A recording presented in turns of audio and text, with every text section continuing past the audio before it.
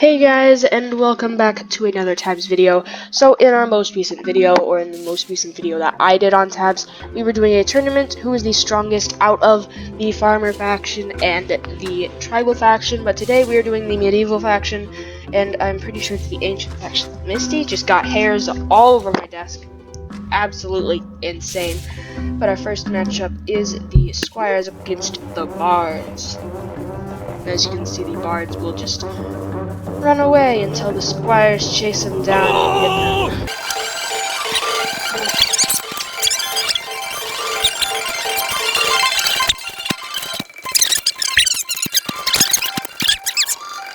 them. I know how to get in there, guys. I'm gonna have to, just because I'm gonna have to take control. Now get them. Oh my. They literally wander out and then wander back in. It's the saddest thing I've ever seen. Just take him down already.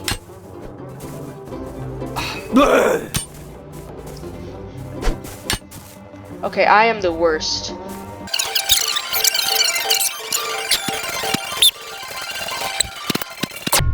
And finally, the squires move on.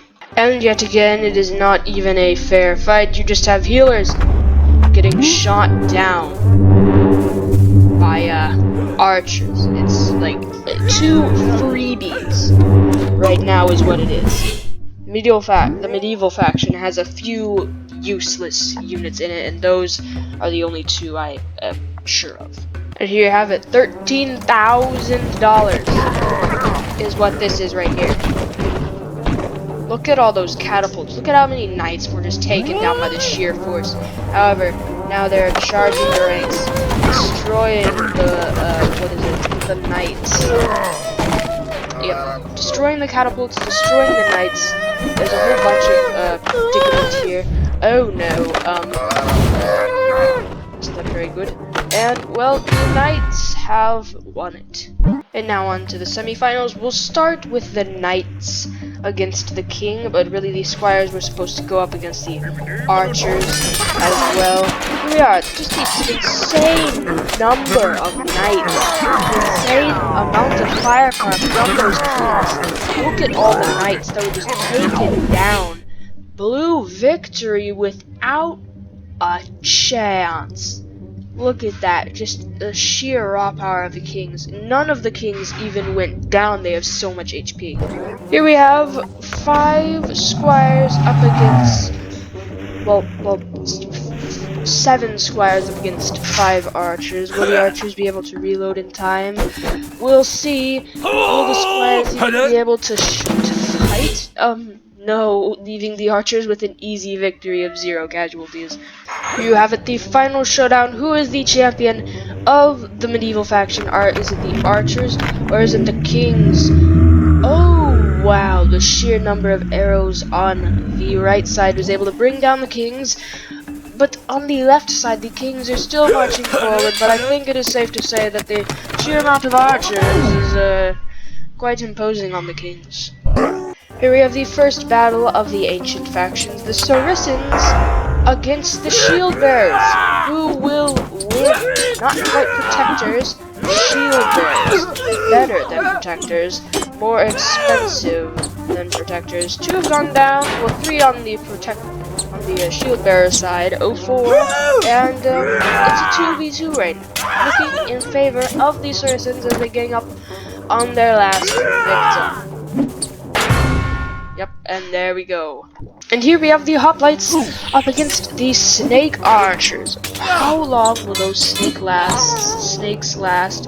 Oh, it looks like only 2 have remained from these casualties. Now I know that the reload on these snake archers are quite long, but it appears that the hoplites made it to the front of the lines, but they could not continue because of their poor skill. And here you have it, the ballistas up against the minotaurs. Minotaurs charge! Yep, look at that. 1 shot via the ballista. However, what's gonna end up happening? Oh look! these pieces over here quite tangled up, meaning that the victory of the Minotaurs could be in succession. Oh, wait, there's only one Minotaur left. He's charging in on the two last ballistas, and he claims the victory. Next up, we have 5 Sarissas up against 2 Snake Archers. These snakes, on impact of them, will instantly destroy the Sarissas. But, it looks like one has branched off and is going for the lines of the Sarissas. Of the thing, but it didn't work out, and the Snake Archers are moving on to the final round.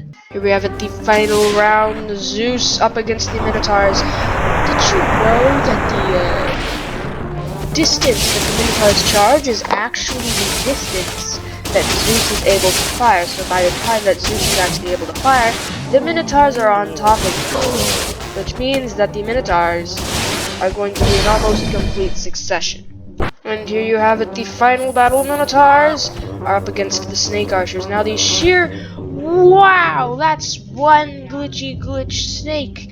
Now the sheer amount of snakes that the Minotaurs are going to be going up against is quite large. Currently, the Minotaurs have made it to the front of the lines and have started to kick off against the Snake Archers. Now the Snake Archers fire their second volley. A few of them glitching, and one of the Minotaurs has gone down.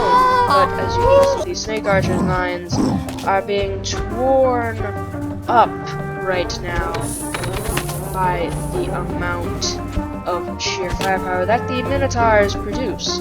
However, how weak are those Minotaurs from being bitten by snakes? We do not know.